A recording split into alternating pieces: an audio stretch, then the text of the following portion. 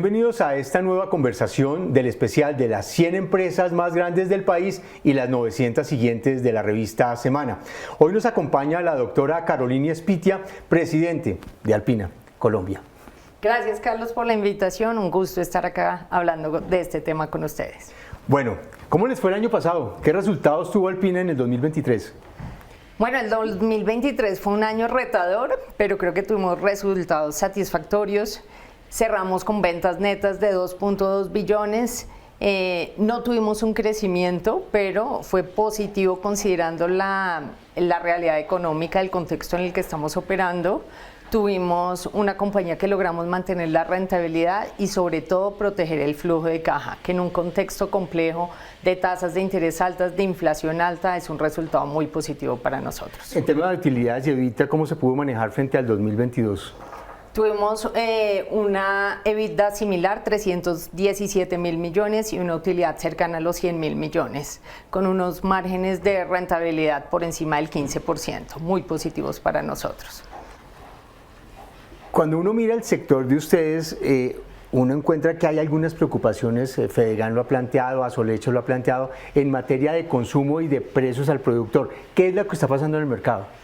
Bueno, esa es una historia de hoy, estamos viviendo el coletazo, entonces hablar de hoy es muy difícil, tenemos que remontarnos a la época de pandemia. ¿Qué pasa en pandemia? Y sobre todo en el 2021, cuando tenemos un paro en el mes de mayo, en ese momento es difícil mover la leche en el país. Entonces los ganaderos empiezan a tener que evacuar la leche y baja la producción de leche en el país. Al bajar la producción de leche sube el precio y los costos empiezan a subir. Suben de manera sostenida y el precio de la leche en menos de 2 años, en un poco menos de 2 años, sube 90%. El costo de la leche que nosotros compramos. Tenemos que hacer un esfuerzo muy grande internamente para absorber ese costo y no pasárselo del todo al consumidor, pero efectivamente en el 22 vemos una subida de precios importantes. La inflación en el país sube, pero la inflación de productos lácteos es cercana al 30-35%. Entonces, ese costo adicional se traslada a los consumidores en parte y eso genera una frenada del consumo de lácteos.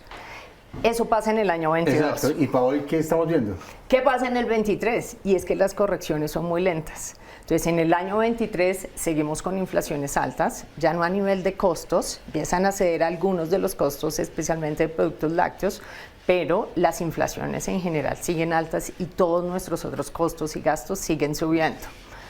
Llega finales del 23 y el consumo en el país frenado, las tasas de interés altas y un consumidor con un bolsillo muy apretado.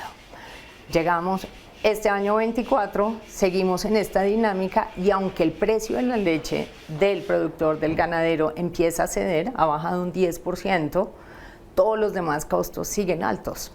Todos decimos la inflación cede, estamos en niveles del 7%, las tasas de interés empiezan a ceder, pero no es suficiente para que le pasemos esto al consumidor. Entonces, estamos en una época de ajuste de este proceso que empezó en el año 2021, esperamos que se consolide ya hacia el final del año con las menores inflaciones, las menores tasas, empezar a ver una reactivación en el consumo.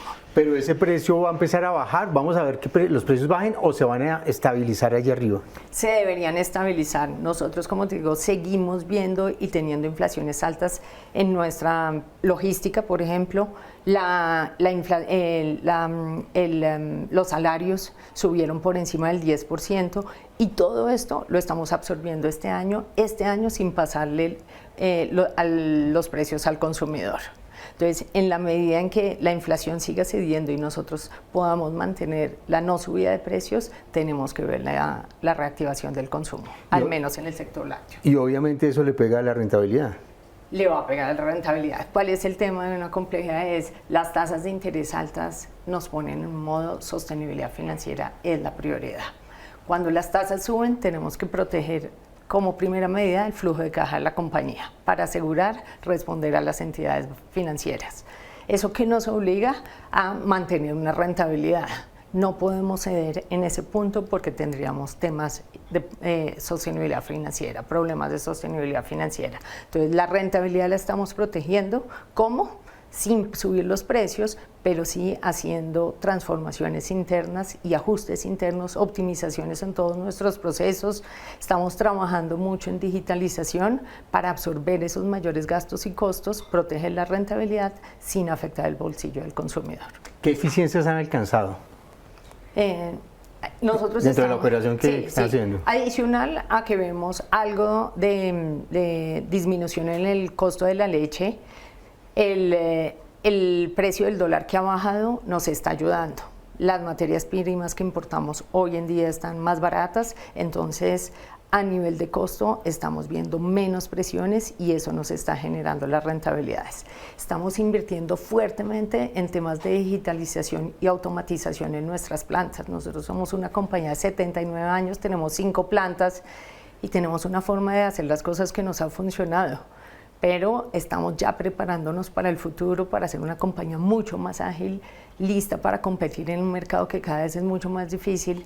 Y en este camino venimos en ese proceso de automatizaciones que nos generan mayores rentabilidades, revisar todos nuestros procesos, capacitar a nuestra gente, trabajar con más automatizaciones. Estamos trabajando en temas como llegada al mercado ya no solamente con una fuerza de ventas que llega al punto de venta, sino híbrida. Tenemos la mitad digital y fuerza de ventas, y todos estos procesos de automatización nos entregan mayores rentabilidades.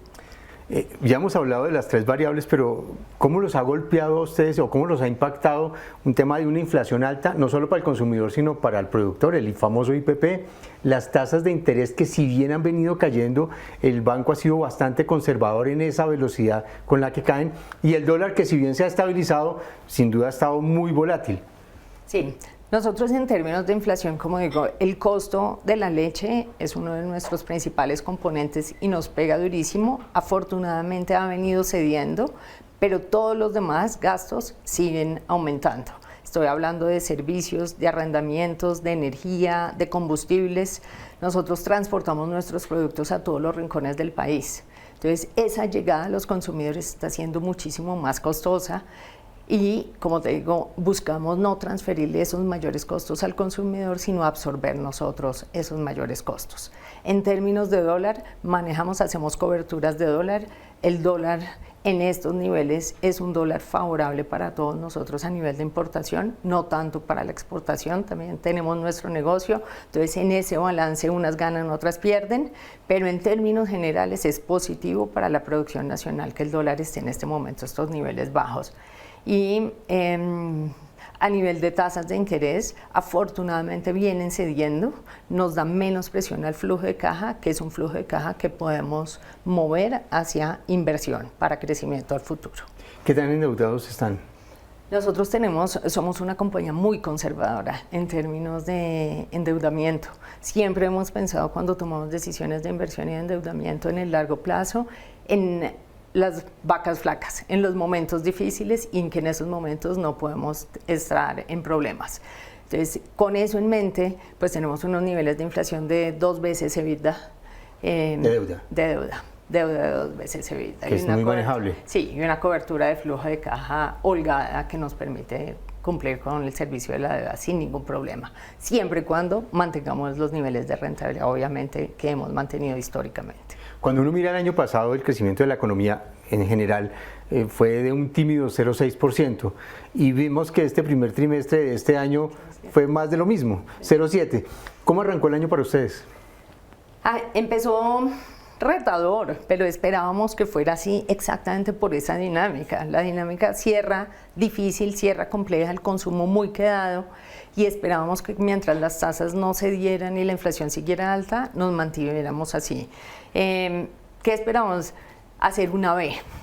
Nosotros decíamos la V, el año 23, de verdad, si uno lo mira Q a Q, trimestre a trimestre, fuimos cayendo en cada uno de los trimestres. Esperábamos revertir esa tendencia y que este año el primer Q fuera muy similar al último trimestre del año anterior y empezar a subir esos escalones hasta finalizar el año. ¿Qué hemos visto? Que hay un rezago mayor, no estamos viendo esa reactivación desde el segundo trimestre y ya la estamos viendo más para el último trimestre del año. O sea, ¿este año va a ser muy plano y muy quedado en crecimiento? Sí, va a ser muy plano. con niveles de crecimiento cercanos al 1% para el país. Nosotros estamos esperando crecer en línea con el PIB también, pero más tarde se empieza a dar esa reactivación. Como digo, esperábamos en el segundo semestre ya estarla viendo de manera importante, pero ya la estamos viendo más hacia el final del año. Vimos el tema económico, la inflación, las tasas, el dólar, cómo se han manejado ustedes, pero sin duda estamos en un contexto, digamos el contexto de la incertidumbre política. ¿Qué tanto le está pegando al consumo los anuncios del gobierno alrededor de las reformas, el anuncio de una constituyente, la reelección? ¿Eso qué tanto le pega al consumo, qué tanto le pega al ambiente de negocios y a la operación misma de las empresas? Yo creo que siempre afecta, para bien o para mal. Los consumidores y las empresas, todos actuamos con variables concretas, tangibles. La tasa de cambio, la tasa de interés, si ceden, hay viento a favor. Esa es nuestra expectativa, es ver viento a favor por las condiciones macroeconómicas. Pero la otra variable es de expectativas, del sentimiento. El sentimiento hacia la economía, hacia lo que está pasando, hacia lo que me asusta o no me asusta y que posiblemente en futuro puede impactarme. Entonces, para un consumidor que le digan, puede haber una reforma tributaria, es la sensación, tengo que empezar ya a ahorrar, porque el día de mañana de pronto tengo que pagar más impuestos.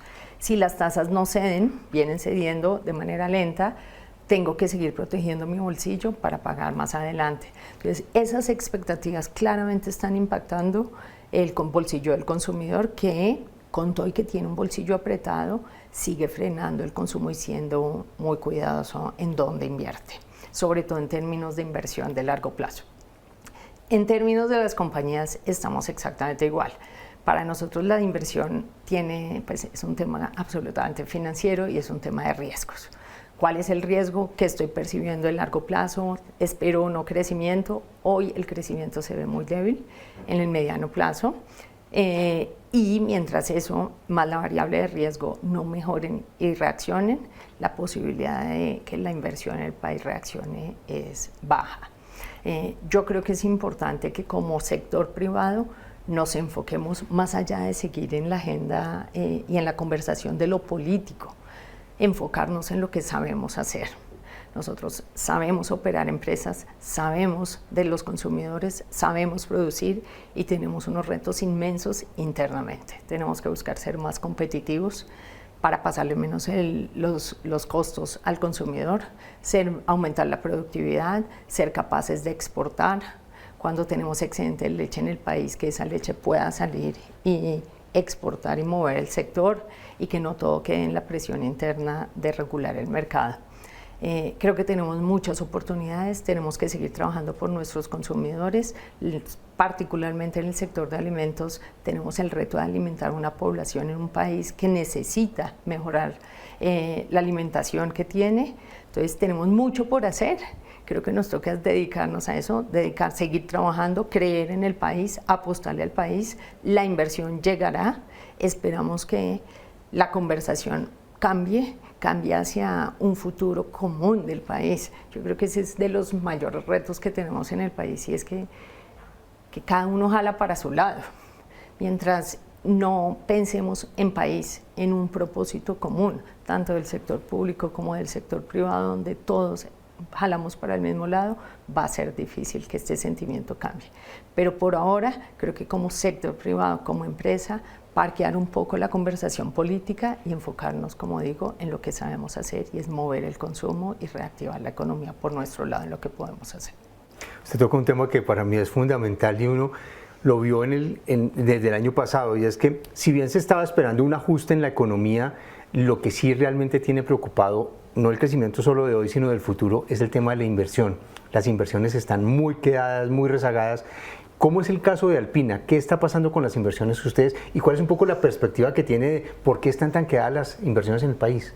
Sí, para Alpina, como digo, seguimos apostando en el país y sabemos que tenemos oportunidades de seguir mejorando. Entonces, en eso vemos hoy, tenemos en el plan inversiones por más de 40.000 millones. Como digo, ¿qué podemos hacer? Transformarnos, invertir en digitalización, en automatización, y en eso tenemos un plan de inversión muy fuerte para este año. No hay razón para frenar. Acá estamos y acá seguiremos en el largo plazo, entonces tenemos que seguir apostándole en innovar para nuestros consumidores, en producir nuevas categorías, nuevas ofertas de valor, los consumidores quieren cosas diferentes, entonces en esa apuesta 40.000 millones van este año en la inversión. ¿Qué está pasando en el país? Como digo, es el ruido, es el no saber para dónde vamos a coger, es la falta de certidumbre en de verdad salen o no las reformas, va a pasar o no va a pasar, y en eso hay largo plazo. ¿Cuál es el largo plazo? Eso cómo se incorpora en una evaluación financiera para tomar una decisión de inversión es muy complejo. Pues yo soy financiera y como financiero uno siempre quiere para dónde vamos a crecer, cuál es el riesgo que incorporo. Si ninguna de esas variables está clara, hacer una evaluación de inversión es muy complejo y eso frena las inversiones. Eso por un lado. Por otro lado, tenemos que reactivar el consumo. Esa es la parte que sí está en nosotros, cómo trabajar la reactivación del consumo. Cuando el consumo jala, la capacidad productiva tiene que ampliarse y también tenemos mucho por hacer en ese sentido. ¿Qué riesgos se está viendo en el país? Y se lo voy a preguntar porque ustedes tienen un polo a tierra que es muy importante y son las regiones. Ustedes les compran a productores en distintas partes del país y hay un tema muy preocupante que es el tema de la seguridad. ¿Cómo lo están viendo ustedes? Sí, es complejo. Compramos a productores en diferentes regiones del país, pero también distribuimos productos en todo el país, desde La Guajira hasta el Amazonas, el Chocó, absolutamente todo el país. Tenemos una flota propia, una flota también de terceros, y es difícil. Encontramos que hay bloqueos, que el producto no puede salir, no podemos recoger siempre la leche, entonces tenemos unas conversaciones complejas porque los ganaderos, pues la leche es un producto perecedero. La leche ni le podemos pedir al ganadero que almacene, que se la recogemos el día que sí hay paso por la carretera. Entonces, manejar el día a día de una leche, un producto perecedero, es complejo. Nos implica mayores gastos, mayores costos, porque las mulas, los camiones tienen que pasar más tiempo en las carreteras. Los viajes, toca desviar las mulas por las carreteras que sí están abiertas. Entonces es un tema complejo porque nos generan mayores costos que en últimas esperamos no tener que pasar al consumidor. Vimos los riesgos. ¿Qué oportunidades está viendo? Oportunidades de consumo. Este es un país que tiene todo por hacer. Somos 50 millones de colombianos y estamos en el sector de alimentos. No todos los colombianos ni comen bien ni comen lo suficiente.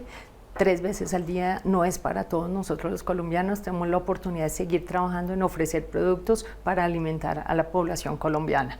Estamos innovando, estamos desarrollando nuevos productos. El consumidor cada vez quiere quiere nuevas ofertas de valor. Para nosotros valor agregado es importante, productos que sean innovadores, que sean diferentes. Seguimos con lanzamientos, entre 15 y 18 lanzamientos por año. Este año ya hicimos algunos de esos lanzamientos, por ejemplo, algunos son sabores, yogur griego de sabor a vainilla. Vienen otras innovaciones en yogures griegos, que son los que el consumidor hoy está prefiriendo, y estamos viendo entrar en nuevas categorías o crecer en nuevas categorías. Entramos a la categoría de snacks con nuestros quesos deshidratados. Es un producto único, con una tecnología única. Ha sido muy bien recibido y vemos oportunidades, entonces seguimos ampliando la oferta en esa categoría este año.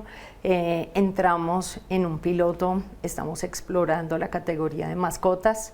Entramos con Dog Yurt este año, en asocio con una compañía Italcol.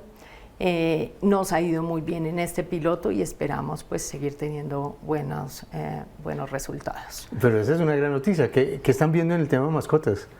Pues hoy en día esto sale del consumidor y, como digo, los gustos cambian. Antes las familias eran una familia tradicional, hoy parte de la familia es que la mascota pasa a ser un miembro más de la familia. Los consumidores están dispuestos a gastar en sus mascotas en todo, en alimentación diferente. Ya no solo es el concentrado tradicional para alimentarlo, sino esto es un snack, es Bonjour, es el concepto de Bonjour, es un producto para mascotas con una sobrecopa, una base, no láctea, pero es una base con un concepto similar, y los consumidores les ha encantado, quieren consentir a sus mascotas. ¿Qué tan cierto es que Colombia tiene unos consumos per cápita, particularmente en alimentos, muy bajos frente al promedio de la región? Hablando particularmente de leche, la FAO recomienda que el consumo de leche sea de 170 litros por año por persona. Nosotros estamos en 140 litros. O sea, hay una oportunidad para crecer. Hay una oportunidad para crecer. Eso en el consumo de leche creemos que es un alimento completo para la nutrición de un país como este. Es importante seguir hablando de la favorabilidad láctea y es un consumo que aporta gran cantidad de los nutrientes que una persona necesita. Entonces tenemos mucho por hacer, trabajar en esa favorabilidad, aumentar el consumo, todo eso está en nuestras manos. Usted mencionó el tema de la innovación. ¿Qué tanto pesa la innovación en Alpina y cómo lo miden? ¿Cómo lo medimos? Es complejo. Nosotros hacemos lanzamiento todos los años y tenemos algo llamado el índice de vitalidad y ese mide las ventas de las innovaciones que hemos lanzado en los 3 años anteriores. Okay. ¿Sí? Entonces, cuando ya las innovaciones maduren, salen del índice de vitalidad porque lo que queremos es seguir haciendo los lanzamientos. Ese índice de vitalidad está cercano al 13%. ¿De los ingresos? Sí, de los ingresos en este momento y la expectativa es crecer mucho más. Creemos que ahí está la oportunidad al futuro. ¿Cuáles son las expectativas para este año? Las expectativas son, bueno, seguir creciendo de manera rentable. Ojalá crezcamos y estemos cercanos al PIB, pero ante todo mantener la estructuralidad y la rentabilidad de la compañía y proteger nuestro flujo de caja. Le voy a contar una cosa que decimos internamente y es que estamos cruzando un charco. El 2024 es el año de cruzar un charco. Vamos manejando, uno ve un charco y uno dice, no tengo ni idea qué hay allá abajo. ¿Qué hay que hacer? Pasar con cautela, frenar, cruzar, corregir el rumbo. Así estamos operando en Alpina este año. De verdad, es un año de correcciones, de operar muy en corto, de ajustar lo que estamos haciendo, pero al final tenemos que llegar al otro lado del charco, cerrar el año con unas ventas, creciendo de manera razonable y sobre todo, como digo, manteniendo la rentabilidad y el flujo de caja de la compañía. Vamos por buen camino. Creo que mientras sigamos innovando, mientras sigamos invirtiendo, habrá futuro y un mejor 2025. Doctora Spitia, muchísimas gracias por acompañarnos en esta conversación. Muchas gracias, Carlos, por la invitación. A ustedes mil gracias por seguirnos en nuestras plataformas y en semana.com. Nos encontramos en una próxima oportunidad.